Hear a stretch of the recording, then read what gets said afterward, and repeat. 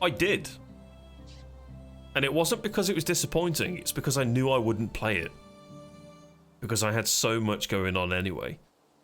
I actually refunded Risk of Rain Returns on the day that I streamed it.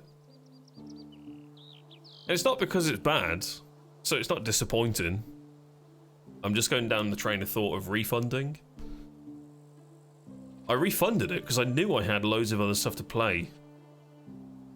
So that's probably the only thing that I can remember refunding, I think. What was my top game? I actually have this. I have this listed. The question is, where did I put it? Let's have a look. Because I never went through my my favourite games from last year. Games played? Is it this one?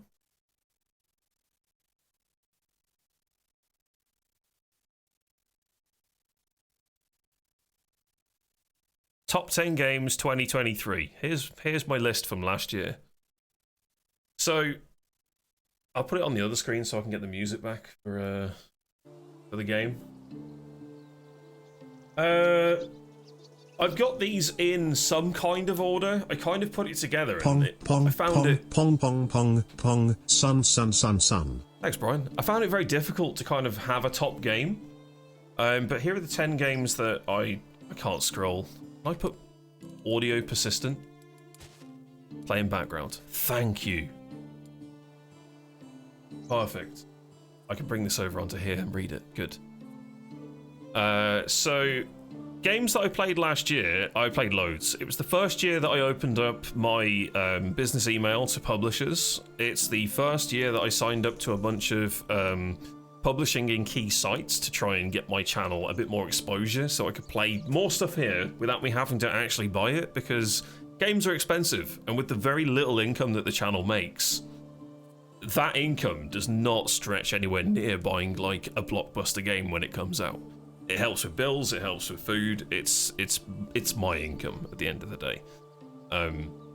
So getting a load of keys from publishers and giveaway keys and all the sort of co-op keys where I've played with people has been phenomenal, saving the money. However, I'm tangenting. I played a whole bunch of games last year. If anyone saw my Steam recap, I think it was 173 games or something. And almost 100 of them were new or something daft. I can't quite remember. It's on the Discord somewhere. But I put together a list of 16 games that really caught my attention last year. 6 honorable mentions and a top 10. I've never played Cuphead. It's on my I would love to play at some point, but it's not on my wish list. So yeah, if Paleo was better. Yeah, Paleo's in this list, funnily enough. Honorable mentions, 3 minutes to 8. I loved the idea of the time travel in a side-scroller point-and-click adventure game. I thought it was fantastic how that kind of game integrates and interacts with the chat, and how we all come up with ideas as to how a story can progress, what items we can combine to further our knowledge of what to do in the next run. I thought it was great. Orbital Bullet, side-scrolling in a 360 perspective, I thought was so unique and just well done that it's a very memorable game from what I played last year. Book of Demons, one of the best roguelike deck builders that I played last year. I thought it was fantastic with party building, deck building, and dungeon creation. Thoroughly enjoyed it. Funnily enough, it was one of the first keys that I actually got my hands on from a publisher. So that's more of a reason as to why it's a little bit more memorable and special for me, because it was one of the first games where somebody trusted me to play the game and do a YouTube review for it, which they thoroughly loved. My Time at Sandrock is an honorable mention as well. Good sandbox, good crafting, beautiful game. Combat was okay but simple. The progression was very the building and crafting and the going to the next upgrades was kind of meh. It was just a beautiful experience. Not something too cool and good, and not over the top, but it was good enough to go I enjoyed it. Charlie with the gifted! Alka's got the gifted! Look at that, Modrigged. Thank you, dude. That's 12 subs. Let's go. And the border fills, chat. It's moving. Look at that. That tracks all the way to 100%. How good's that? What else is on this list? Deep Rock Galactic Survivor, the demo. I loved it. I'm a huge DRG fan anyway. I played it on early access release, fell in love with it. When it went 1.0, the devs just look after the game, and the community is one of the most amazing that I've seen in gaming ever. So when they've come out with their own Survivor-style game, for me, it was a no-brainer. And now that they've introduced the Gunner, I think it is, into the build, it's going to be interesting to see how those other characters actually come out. And funnily enough, I actually have all the DRG models with me here because I wanted a little bit of a comfort for the stream room. So I got all my little dudes with me here from the board game. I wanted to bring those for the just for a little bit for me here for the stream. So it's cool. And Ranch Sim. It gets an honourable mention because it was one of the most recently played games, and it created a lot of memes, and it was the most janky, fucking hilarious game I think I played last year. However, when it comes to the actual farming, it's just a bit... It's Farming Simulator. So if I'm comparing it in was it good, it's pretty much the same. But it's lovable and it's enjoyable. So those are the 6 that I had on my honourable mentions. When it came to my top 10, it was very hard to put them in an order. My 10 for last year, mainly because I didn't get to stream it because my PC just could not handle it, was Remnant 2. Remnant 2, from what I've seen and played, combining that knowledge, it takes everything that I loved about the first one and excels in a way better direction. I love the combat, I love the build diversity, I love the exploration and the sense of it's an instance, not an open world, but shit can hit the fan so quickly that it doesn't make you remember or feel that you're in a confined area. I love that about the Remnant games. I'm hoping to stream more of it this year because I've had a bit of a power boost with the PC and with the donation goal over on Ko-Fi. Should anyone buy me a coffee, proceeds from that go towards getting a new CPU for the computer. So and any stream money that comes through is also going to try and help that if I can budget properly. So yeah, for me, it would have been number 1 if I could have completed the campaign. I know it. So yeah, my number 9 was a birthday gift actually. Crab Champions, which is one of the most surprising entries of last year. It's Risk of Rain 2 with crabs. I thought it was fucking amazing. Like, the upgrade potential, the game-breaking potential, so fun with the different weapons, the different upgrades, the different perks. Every run was fresh, just like Risk of Rain. And it's great if you're looking for a funny alternative to Risk of Rain 2. I can't stress it enough. And it's multiplayer, so I can imagine it's great. But yeah. You thought it was Crab? Ah, see that? Yeah, it's the green motherboard. That's the one. That's the one. Charlie, you have to reinstall the game. It crashes on mine as well and doesn't update properly. So every patch I uninstall and reinstall it. So yeah, my number 8 for last year was a revisit of Elden Ring. Now I still didn't finish this because of my nature of magpieing between different games. But playing it after the hype and after the release of the game. Hello? Shit. Actually dying. Let's just save that real quick. Sure. Dying of thirst. Can't put a T. Right, that's good. So revisiting Elden Ring after the whole spoilerific part of the release of it. It felt way more like, for me, it was fresher. It was really fucking good. Thoroughly enjoyed the game. Love the open worlds. Love the combat. Loved playing a mage, even though it was a bit cheesy. And yeah, just generally fucking amazing. Absolutely immersive, dark and gritty. Being able to roam an open world and not care about obstacles, and you can do things in your own way, even though there's a power creep that's needed, kind of, to overcome certain things, or at least I felt there was. Like, the combat's super fun, the bosses are breathtaking, and it's the most beautiful game I think I've ever played. So, that goes in at 8. Tiny Rogues is number 7, the most addictive dungeon crawler that I played last year. I played it for, what, a week on stream? I don't normally do that unless I really enjoy a game, and I beat everything that I could with the game, which is also something that I don't normally do. It has its own atmosphere. Every run wanted me to do something different, so I could have a different weapon type, I could create the big master weapons if I wanted to, I could go in with a shit build and see how far I could actually survive. And it gets constant updates, and the dev's active on Twitter. One of the biggest things for me is an indie company or an indie dev. And their updates. How often do they do them? Are they viable and worth the update, or are they just messing around with the product?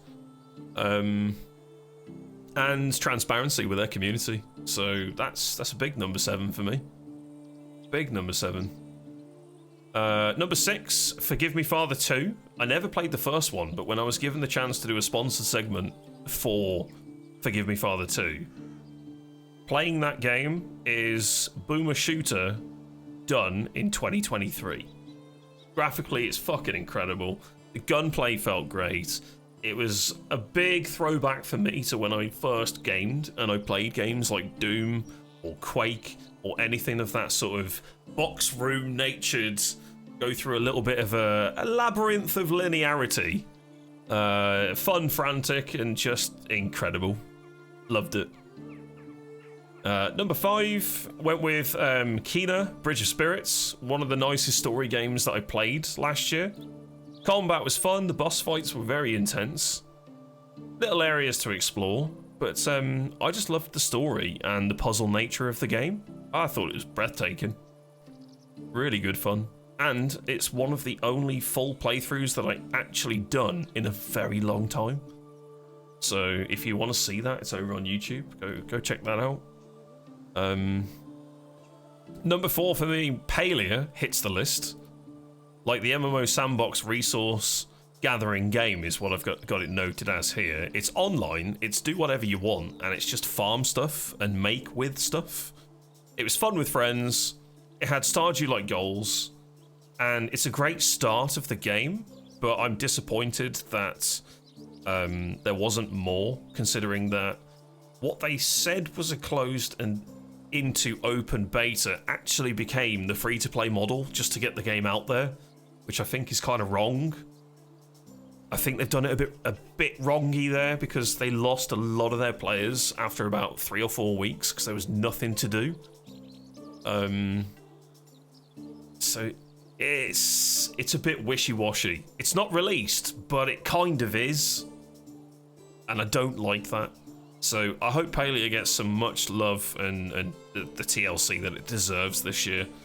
And I hope it goes into a 1.0 next year. I don't want to see it 1.0 this year at all. I think they'd bite off their own nose if they did that. But yeah, exactly. Palia, it got boring quite quickly because everything was quite achievable. There was no true grind. And with the whole, there isn't really any combat, it also, you beg the question, why? Look at games, I compared Palia with Albion Online. It's a resource gathering game in which you use those things to progress your character into bigger and better tiers of the things you already have. However, Albion also has MOBA-like combat and spells and stuff that you can use. There's not many, you only get like 3 or 4 that you can use on your character at any one time. But oh my god, it's fucking amazing, it's so simple, but it keeps you playing. Palia needs that. If you've got things that you can kill, like hunt, put a caster in the game.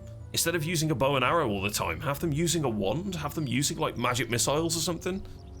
Give it a bit of diversity. So I want to see what happens with that.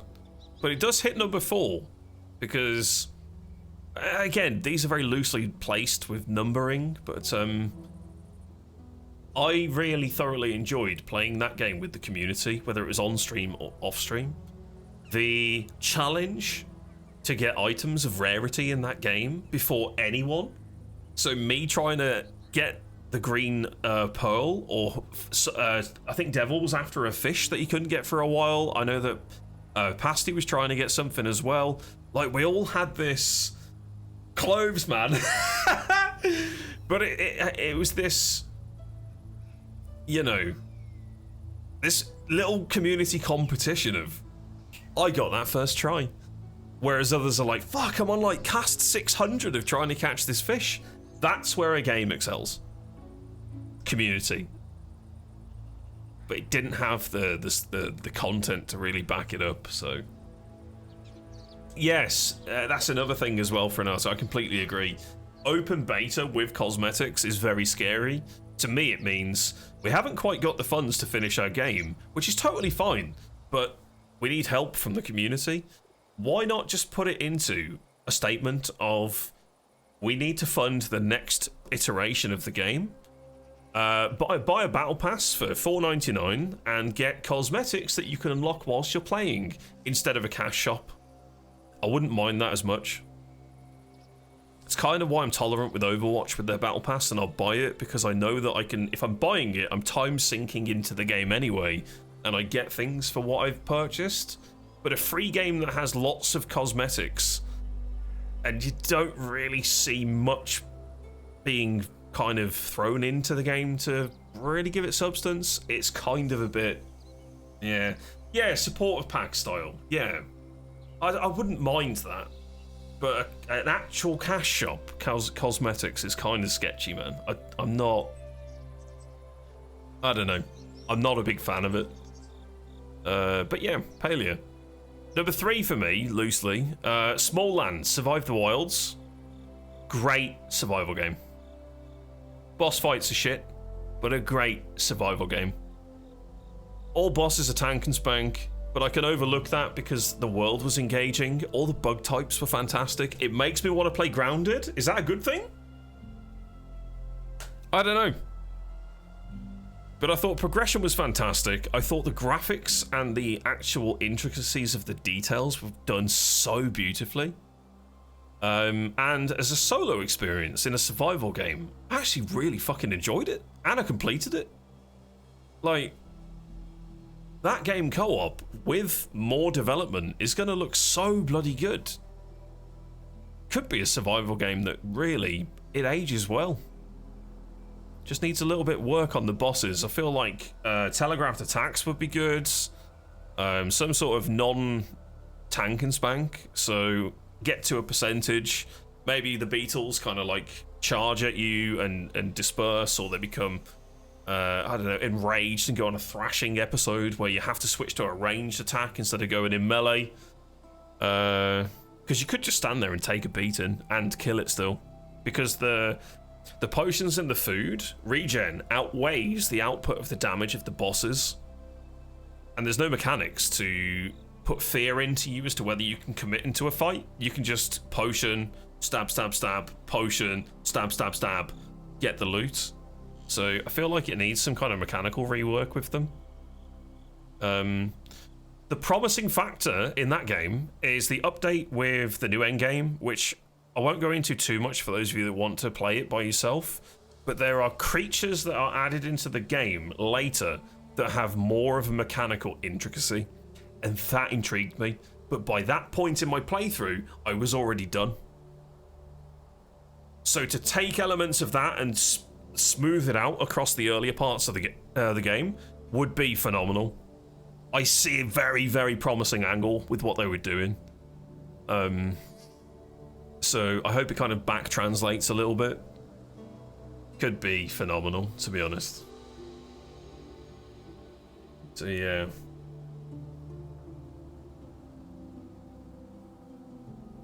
Yeah, Grounded's one that I keep looking at on sale, and I'm like, do I want to buy this? Do I want to play this? And I'm like, yes, I do, but when?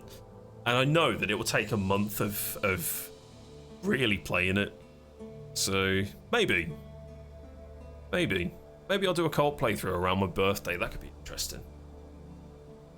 Set aside an entire month, because that's kind of what I want to do this year. Right, moving on to number 2. Death Must Die. Amazing. Moving on to number 1. No, Death Must Die was a really cool curveball out of nowhere. Taking the Vampire Survivors style game, and there are similar games like Halls of... What's it called? Halls of Terror? Halls of Monument? Whatever it's called. That released in the same sort of way, where you gear up a character in a Diablo-esque style loadout, and then you go into the next game and you get more drops, more gear, more power creep. I just thought the challenges were good, and it seemed to gain a lot of traction on streaming it as well. Like playing it, people coming into the chat like, "Oh, I've got this item, it's just dropped for me. You need to try this with this build." Again, it's a game that encourages conversation, so it's even more of an inclination for me to play it. So thoroughly enjoyed that one. Very, very, very good. Very good. It's number 2. Curious as to what number 1 was. Valheim is my number 1. The Mistlands update, and the biggest stream playthrough that I've ever done. It was the most impressive update for a game, for me personally, that introduced elements that I wanted in Valheim when it first released into early access. The new biome is so difficult and challenging, it's unreal, and to put that into a multiplayer game is by far one of the best things you'll ever play in your life, in my opinion. And with the Ashlands coming out hopefully this year, it could stay at my number 1 for 2024. Honestly, the most captivating boss fight in an online co-op game that I've played, and it reminisces with MMORPG style bosses. For the boys to fight for over 40 minutes in one of the most amazing, vertically challenging environments, with many deaths, with so many repairs, with coming back and persisting through the fight, to ultimately take 2.5 weeks worth of progress to finally get that kill in the first try. It's my most memorable moment of 2023. Hearing everyone on Discord roaring with victory and fucking excitement, and seeing chat erupt after the fight was actually finished was truly magical. That's just an update in the game. The game itself is flawless in my opinion. But holy shit, it makes me wonder what 1.0 is going to look like when the game finally releases. So yeah, those are my top 10 and 6 honorable mention games that I never really went through during Toastmas, because I didn't really find the time, to be honest. And I thoroughly enjoyed absolutely everything that I did with other games as well. I can't think of any games that I really just did not enjoy or I thought were a little bit shit. I look back through all the games that I've been gifted from publishers over the year, and like Scarlet Tower was a little bit of a letdown. Shattered Heaven was a little bit of a letdown. Would I say that they're the worst games that I've played from last year? No. I know what the worst game is. I'm staring at it right now. It's Dust and Neon. It's the second or third game that I reviewed. It's the steampunk cowboy top-down isometric instance dungeon crawler, where the game was just broken on many fundamental levels on release. And my review absolutely slated it, and the publishers hated it, but they said thank you for your honesty.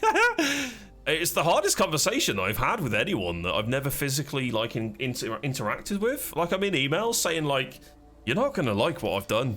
but this is my review of your game. And they were like, you are entitled to your opinion. It's totally okay. Obviously, we're not happy with the outcome. However, we have updates coming out. The devs are promising this, this, and this. And the game just tanked. So yeah, that's probably my disappointing game of last year. One that might have come close, but I think co-op saved it, was Tinkertown with me and Devil. The levels of broken in that game were pretty bad. And it wasn't particularly the most intuitive crafting survival game I've ever played. It was a mess, wasn't it? Oh, I gave away 3 keys for that as well. I got 3 giveaway keys for Tinkertown, and I got a co-op buddies key. Yeah. Oh god, I completely forgot about that. Completely forgot about that. I'll tell you what a close... You know what, actually, I'm doing it. You know what my worst game of 2023 was? For promise, for scope, and for performance and graphics? Lord of the Rings Return to Moria. Fucking at me on Twitter. The biggest disappointment. It didn't perform well. It was total dog shit. The world was so crap. I didn't enjoy it. I tried to. And I uninstalled it. That's my worst game. That's my worst game of 2023. The biggest IP, or one of, in the world that could have a great game behind it. And they fucked it up. Actually, they fucked up Gollum. Different studio, but it's not looking good for Lord of the Rings, is it? But yeah, that's my most disappointing game of last year. Because I love dwarfs. I love high fantasy environments. I love survival crafting games. And I love exploration. And it didn't do any of them well. Holy shit. Forgot about that. Mad. Yeah, Gollum was a bit worse. And also the King Kong game. I'm glad that I never got to play that. Had to be on Twitter. Love that. Yeah. Yeah, Lord of the Rings Return to Moria. What a shit show. Yeah, Slender did have a better Gollum. Very true. I want to see what Amazon does with the MMO of Lord of the Rings. You know what? I actually have high hopes and high expectations because I think New World released way too ahead of its time. I genuinely think the Angered Earth or whatever it is that they've added, and the optimizations and the overhaul of certain things and the dungeon key system, I genuinely think it's turning into a great MMO. Where did we hear that before? Elder Scrolls Online. Elder Scrolls Online released and it was a hot mess. And over years of patches, years of development, it became less of a hot mess. And New World's done the same thing. I think they've gone, we have to deliver this product to the public now so that we can start gaining a community. I think that's what they've done. You look at the other side of that coin, Ashes of Creation. Ashes of Creation is promising so much. New World didn't promise much. I'll say that. So the expectations were kind of, it's going to be good. It's not going to be fucking amazing, but it's going to be good. Ashes of Creation have created this really weird bubble of, we have the best game ever. I don't like that. I want to play it. I don't like this atmosphere it's creating of, we can do this, and we have all of this, and our game's going to be number one. I don't like that at all, and it kind of sets it up for an even bigger fail, but at the same time, they haven't released it. They've got invitations into the alpha, and you can buy to get into it and all that jazz, but I don't know, man. I feel like they're going to be eating potentially a giant shit sandwich. I hope they don't. But man, that feeling around the game of this will be the greatest game ever is what they're saying. I don't know. It's just a bit. It's so much happening, and you just know that someone's going to come along, pop that bubble, and a giant fart's going to come out. You can smell it. It's already happened, to be honest, in my opinion. But yeah. But I'm still going to play it. That's the problem. Because for MMO hungry bastards like me, I want to play one. Hashtag playing one this year. That's right. I'm actually going to be playing it, whether it's on stream or off. I am going to be revisiting Guild Wars 2 because I want to play an MMO. And that'll be a game I probably play on an evening with people here in the community. So if anyone wants to play, feel free to download and come and get involved. It's free on Steam. But Ashes of Creation promises so much, and New World didn't. New World has released the hot mess that it was, and they are fixing it. The whole Amazon doing Lord of the Rings, I hope they learn a big lesson, and they don't release it in the hot mess, and they create the perfect game. In as has good content, it performs well, hackers can't put giant sausages in the chat. Like, the basics of game design are not compromised by some 12-year-old who has an iPhone and he powers it with a potato. Like, I don't know. I think they've learnt a lot, and it's why I'm a little bit more promising about the Lord of the Rings MMO. I think it has a chance, but I also think it's kind of done. I don't think Lord of the Rings has the traction that it used to, because we're of an era, as you know, my community, a lot of you are around the same age or within 10 years of, and you experienced the phenomenon that was the Lord of the Rings in the cinema, or The Hobbit, or Harry Potter, or any of these big titles that came out. And I feel like it's like the 80s. For a 90s kid, you think, oh, I'd love to have been in the 80s, I'd love to have been in the 70s, you know, with Groovy Power and all that sort of, you know, flower power, hippie crap, and all those movies that came out. We're in that. We have Lord of the Rings in a basket, and it goes with us as time progresses. No one else follows it. A Lord of the Rings MMO coming out in 2024, 25, 26 is going to have a demographic of 30 plus gamers, years old gamers. And not a lot of people from 30 onwards kind of have the time to put into an MMO anymore. Life, you know, family, job, food, your own free time, whatever that is, whether you do hobbies or whatever, you don't really have an MMO time anymore. So again, that kind of works against it. You know what would be the power play? Release a Lord of the Rings series or in-between story movie at the same time as the MMO. Or an animated version of Lord of the Rings movies, so that you can grab a new audience and you can sell a product at the same time. It's a lot like when you're a kid and a movie comes out and then they do all the toys for it in all the games. You know, oh, Toy Story's come out. Here's Toy Story, the game on PC, PlayStation, Xbox, Sega. Here are all the toys, here are all the action figures, here are all the plushies. And then it makes it sales. They need to do the same with the Lord of the Rings MMO or something similar, where you shoehorn a distraction in that hooks people. You get that hook, it's in them. It's like a fish being gutted. They then want, oh, what's that next thing? Second hook. Oh, fuck. It's time for a beverage. It's time for a beverage. Like, that's what they need to do. Big ramble, yeah? Prep the 20 coffee. Well, there are more seasons of The Lord of the Rings, but I think they need to lower the age of what they're doing. They need a younger demographic, the MMO demographic, to come in. In my opinion, MMOers are from the years of 14 up until around about 30 years old is where you really get to know life the shit out of the game.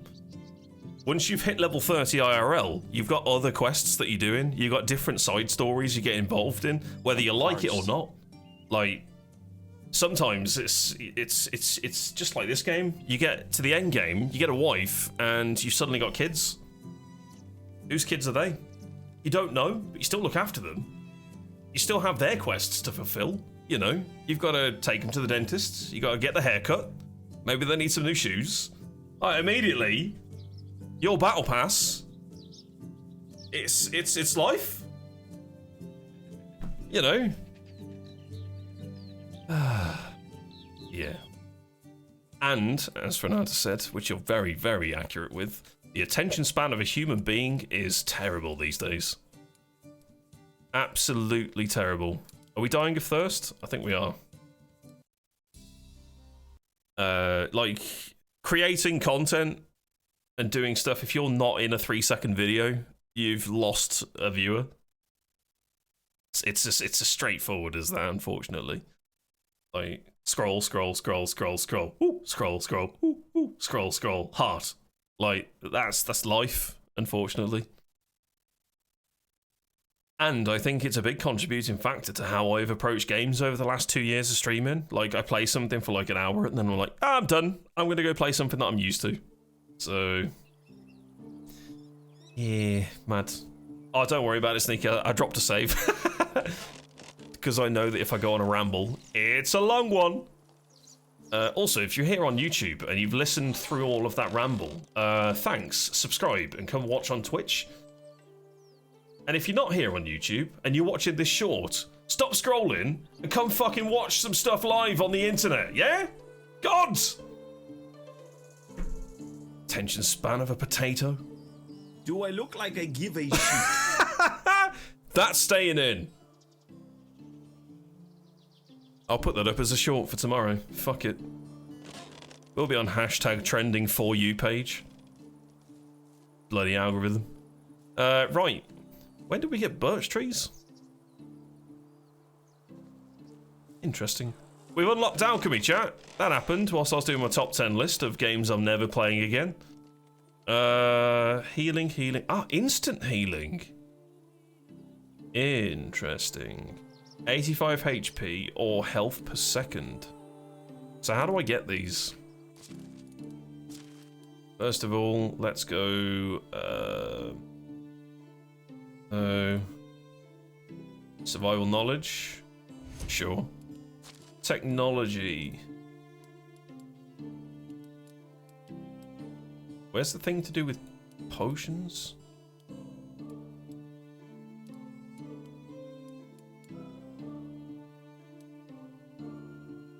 Where are the potions at? Where are the potions?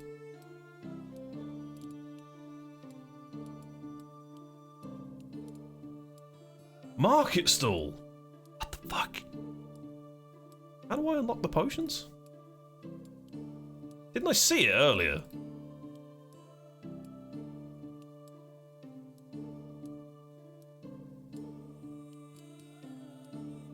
Ah, there it is. 250 smackers. Right, need to make more wooden spoons. What have we got? Potion of instant healing.